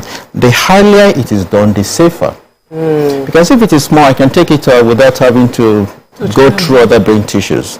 But if it is large, then the chances are there will be some complications, or likely complications. So I think the fear for us is head, brain. Even when you bang your head, it's just so scary that it will involve getting through our skull. Like if you break our skull, what is left? Then we are gone. So could you maybe describe to the layman how careful and what the procedures are to keep you safe and alive after the surgery? So the first thing I would say is that technology has gone far, far, far beyond what we used to talk about 10, 20 years ago. The myth out there is that once the head is opened, you're never going to be well. That is not so anymore. The technology as it is available, even in Nigeria now, would allow brain surgery to be done in many places and to be done safely. So if there's a brain tumor, we want to find out what it is. Some tumors are very close to the surface. You open the skull, you see the tumor, you take it out, then you put the skull back. The way you do your hand, like you open So there are some that are deeper down. Okay. That you open the brain, you look at where the tumor would be, then you decide the best approach to the brain. Because like I mentioned earlier on, there are so many tracts in the brain, and you don't want to go through the tract that will make the patient worse off after the surgery. And this comes with planning. And I would say that in the country now, there are so many neurosurgeons, and they are doing all these procedures safely. And if anybody has that diagnosis, the earlier it is removed, the better. Okay, I wanted to ask about the possibility of regrowth. After a removal of a tumor, is it possible? Or with the brain, does it never grow again? Or is it possible that there's a regrowth, and what happens to that? So, let me classify the brain tumors into two. There is the benign brain tumor, which means if I removed it completely, it is never going to grow back. There is the other half, which unfortunately is about 75%, which is malignant. That wherever the surgeon does, the chances are that the brain tumor will grow back. So usually, after such surgeries, the patient may have to go to the oncologist to give radiation or to give chemotherapy. So for many of these tumors, if it is well removed, completely removed, the chances of coming back is small. But I will also say that, if somebody had cancer of the leg, and you know that you could come back, you can sacrifice the leg. If it happens in other parts of the body, you can sacrifice. But just like you said, for the brain, you can't just cut off the head. So you still have to go in, take out some of it, as much as you can safely, and send for chemo or radiotherapy. You know, I met someone over the weekend who had cancer and he was stage 4.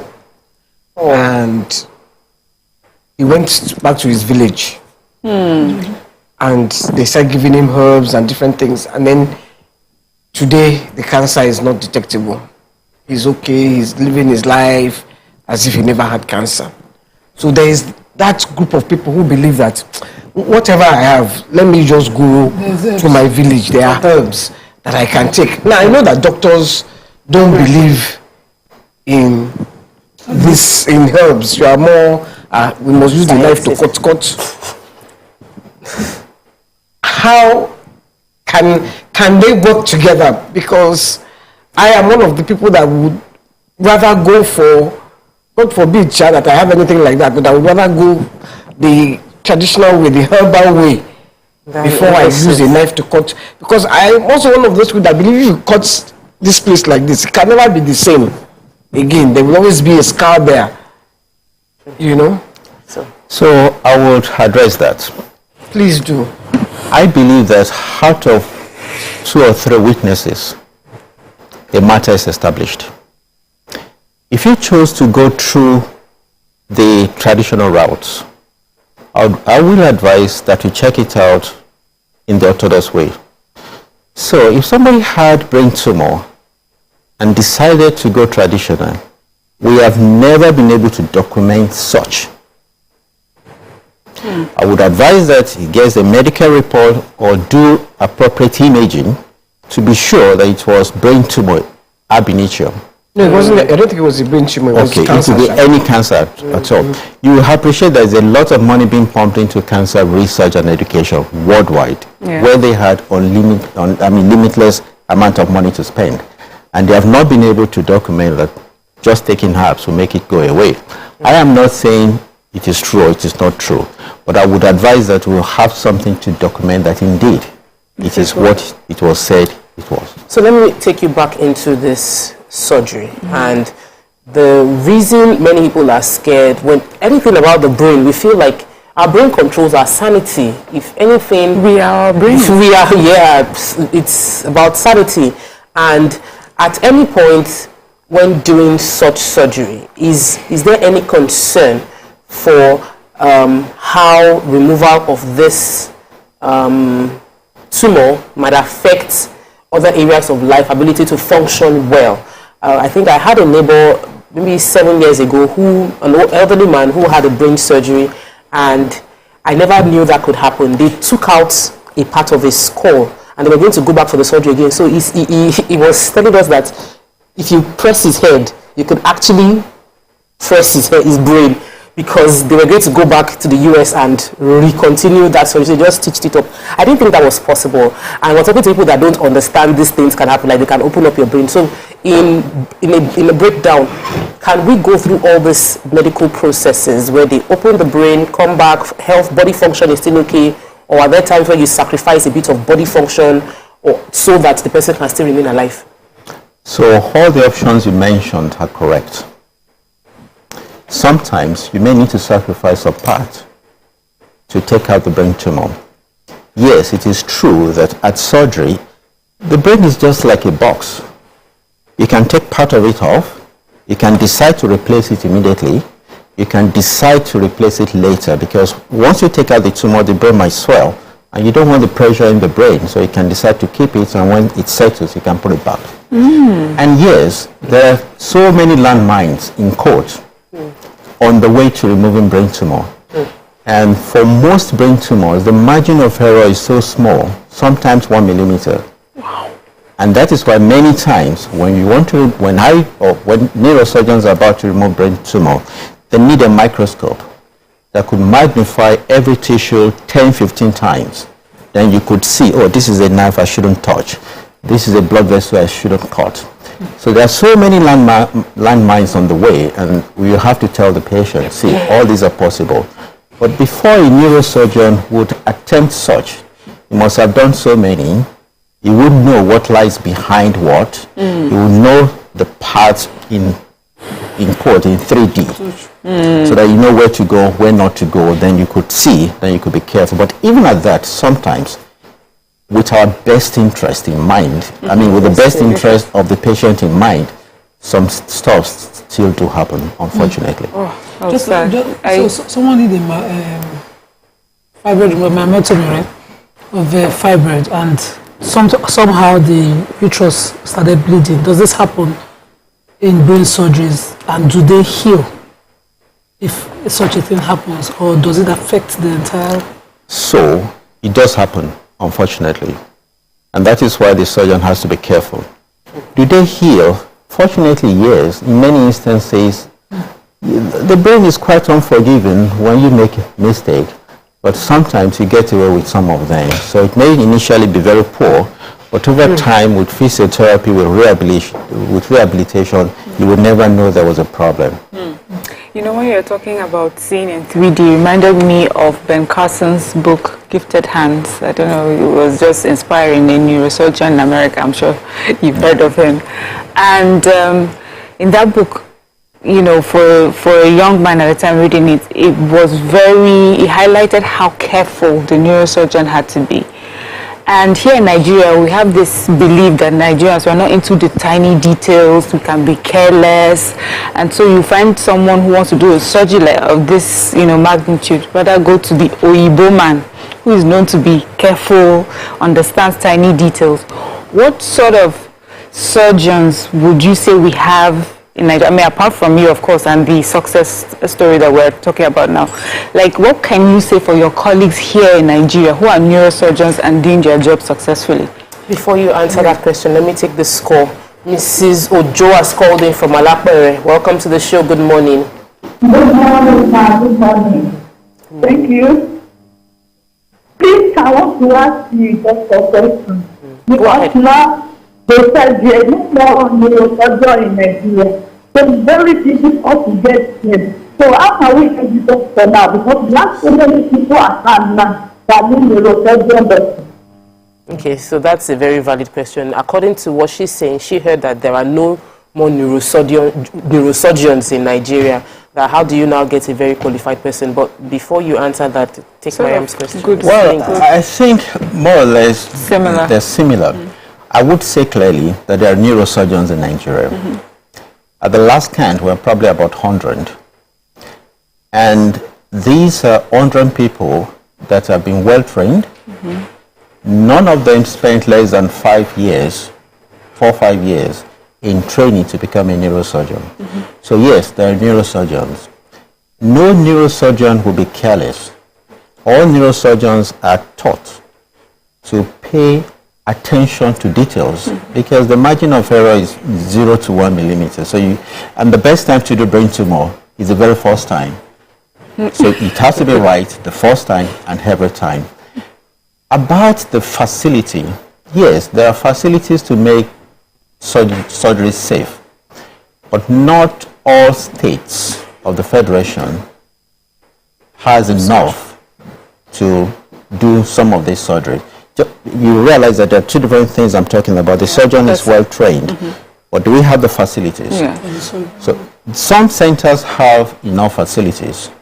Some, they're still struggling, and the attention will be that the government should pay enough attention to such area and make sure the facilities are available.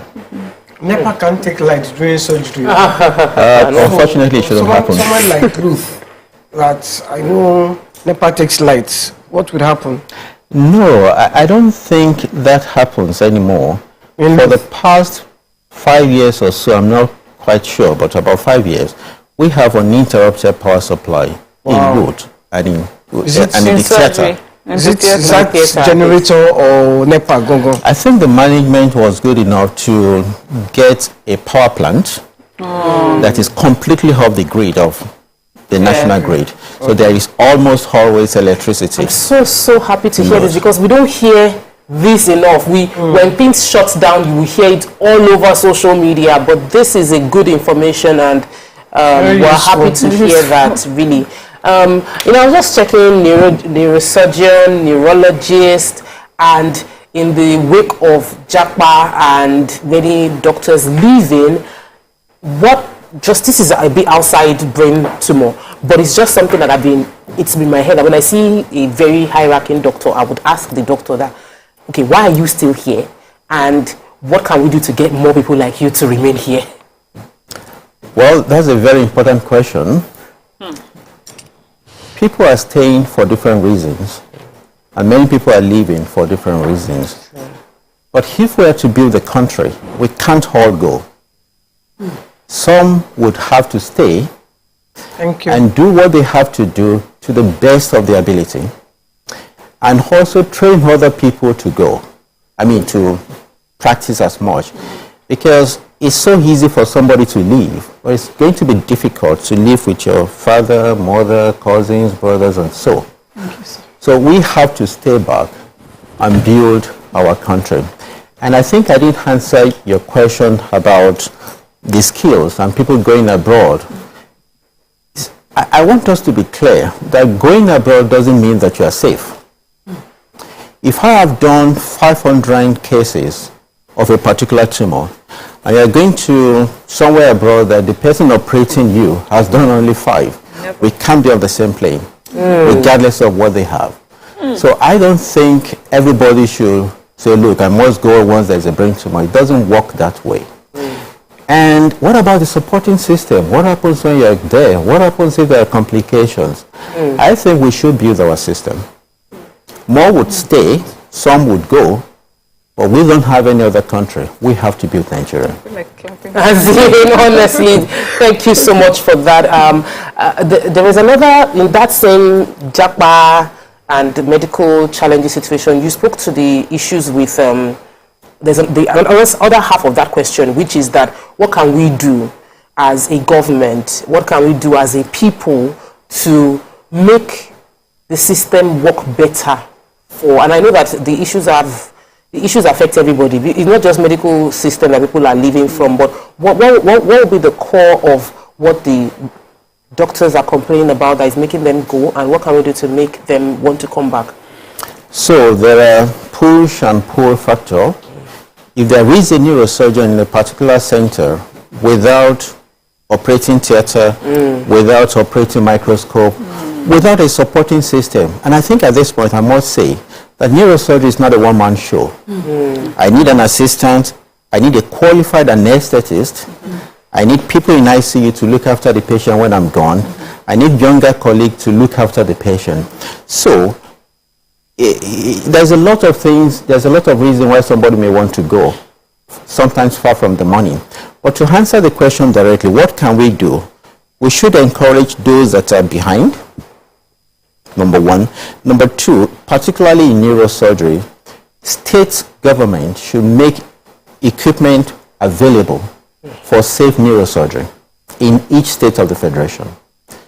And the federal government, which is what has been happening in other parts of the world, should have a regional neurosurgical center that can do the high-end surgery. So the state or the individual local government could do the bread and butter of neurosurgery, borehole head, repair few things. The state could do a bit higher, and the national could, there should be like a national neurosurgical center. There is a national neurosurgical center in Queens, in London, the Queen's Hospital. So if we could have that, maybe in 6 geopolitical zones of the country, you'll find that there is actually nothing we can do in the country. It may even surprise you that some people would go abroad. It's Nigerian neurosurgeons that would treat them. Exactly. Yes. Yes. So let me take a call. Mrs. Ladiji has called in from Jos. Welcome to the show. Good morning. Good morning. How are you, ladies? Very well, thank you, ma. Fine, thank you. Thank you, and continue to tell your husband I'm grateful for allowing you people to be on this program. God bless them. I want to buttress this neurosurgeon claim. I'm an 11-year colorectal cancer patient. My surgery was carried on by Professor Ismaila in Unijos Teaching Hospital. My children were doing everything possible for them to carry me abroad. I told them no. Whatever they can do in Nigeria, I would rather die in Nigeria than to be carried in a box from another country. And you know, my surgeon, I was told that I was in the theater for like 6 hours or so. But you know, the care I got, no matter where they carry me to, I don't think I can ever get that care. We have wonderful surgeons, wonderful doctors in Nigeria. We should please try to encourage them and insist that the government must do the right thing. When they have the right thing to work with, they are better than the abroad one. I'm telling you, honestly speaking.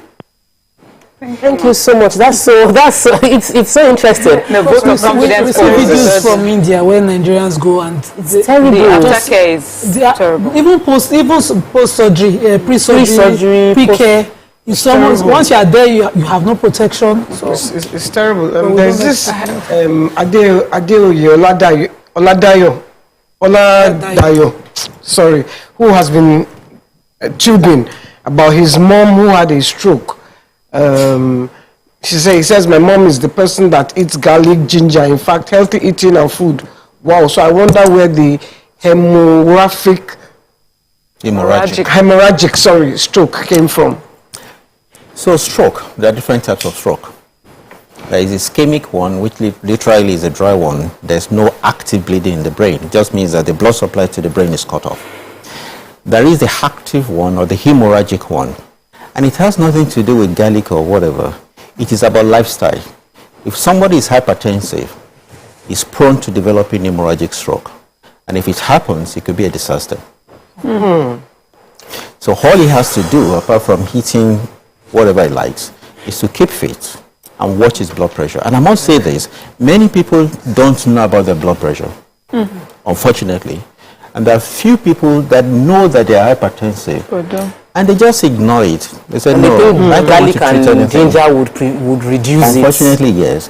And I've seen people that would present with hemorrhagic stroke, even though they knew they were hypertensive, but they were never taking antihypertensive medications. So without medications, they can't control the conditions. They must be on medication. So once the blood pressure starts rising, except something brings it down, he keeps going. And that blood pressure that is increasing means there's a lot of pressure within the blood vessel. And it's just like balloon. If you keep blowing it, after some time it will blow. So if the blood pressure keeps going higher and higher, in the brain the pressure is felt, it's a matter of time it will rupture. And when it ruptures, it is a disaster. So Ibrahim, can you come back? Yeah, Ibrahim has called in from Abuja. Welcome to the show. Yeah. Mr. Ibrahim. Yeah, good morning. Good morning. Yeah. The neurosurgeon said one of the signs of possibility of tumor is constant headache. And most people, when they have this constant headache, it is part of the migraine. Is there any relationship with migraine and tumor in the brain? Go to the hospital. I think, well, not particularly, but I will say it this way. Any headache that doesn't go should be investigated. Especially if the headache is worse in the morning and gets better by day. It could be a sign that there is something going on in the brain. Now, when you use the word migraine, for many people on the road, on the street, it means a headache that is always there. And it could be ordinary headache, it could be headache from tumor, it could be the migraine type headache, it could be so many things. I think what we should go away with is that if the headache is coming and it's not going after 3 days, you should see the doctor. And if it keeps coming back week after week, month after month, you should get the brain scanned. It would be better off to have a negative brain scan, which means that I've done the brain scan, there's nothing there. Than not to do the brain scan and 5 years later now realize that the tumor had been there for a long time. I would say that for a particular type of tumor, like meningioma, it takes like 5 years for the tumor to be 1 centimeter. So most times the tumor had been there years before it is diagnosed. And the person would say or would agree that the headache has been on for 5 years, 10 years, just like every other headache. So I think to answer the the core, if there's headache that has refused to go, the head should be investigated. So I would like to ask, there's a tweet here who says, I'm literally taking notes. That's Fashida Favor. I'm inspired by you, sir. I'm an aspiring neurosurgeon currently in med school. And I wanted to even ask what you think about our education here in Nigeria, especially medical school. We have a lot of people that working hard to be able to go abroad to school. Is it better there, or our medical schools doing a good job here, and we're sure to have even more neurosurgeons from our medical schools here in Nigeria? I think our medical school is fantastic. I trained here, University of Lagos College of Medicine, and I know many other neurosurgeons in Nigeria that trained locally. I also know many other neurosurgeons in US, in England, in the Middle East. They are trained locally. The current president of the World Federation of Neurosurgical Society, the #1 neurosurgeon in the world, trained in Nigeria. Wow. It's medical school in Nigeria. So the guy or the lady that is planning to be a neurosurgeon, I will encourage him or her to keep at it. It is possible. Our medical doctors are not inferior to any doctor anywhere in the world. Thank you, sir. It's just tools that they don't have. Our neurosurgeons are equally fantastic. In fact, the type of tumor that some of us take out in Nigeria, they'll probably not see it in US because it's always large, it's quite complex, and they see it very, very early and they quickly take it out. We see it. Yeah, the advanced stage. So our education is good. Honestly, we're out. We're out of time. Yeah, no way. That's the time. If you trained here, but you went abroad and came back? Yes. So I did my medical school here. I started my residency here in University of Lagos College of Medicine. I did fellowship in Australia. I did 2 years in England. I did fellowship in Germany and US. I went around a little bit. Interesting. Came back. All right. So, honestly, you came to educate us about brain tumor, but you've left us inspired. You know, you've renewed our hope in the medical system in Nigeria. And I'm sure many people watching right now would be more excited about going to visit the hospitals, and those who want surgery will not be scared that things might go wrong. And I think we need more messages like this being pushed to Nigeria in this season. Please come back on the show. Yes, please. We need to thank you so much. Thank you. That's all we can take on the show today. I'm sure you learned something. We'll be seeing you tomorrow. Bye. Thank you.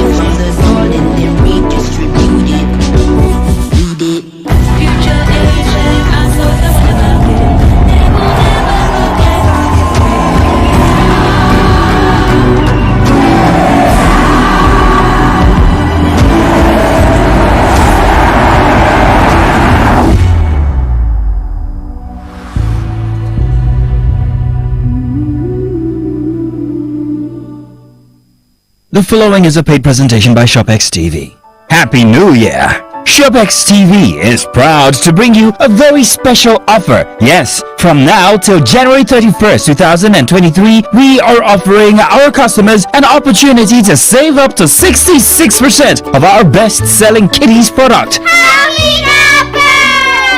Struggling with energetic kids, but you just can't get them to sleep? You need Happy Nappers, the perfect plate pillows that pull open to a sleepy sack surprise. With a simple pull and zip, your child can snuggle up and nap inside of it. They are happy, happy nappers. They love to sleep and play with you. Then, when it's time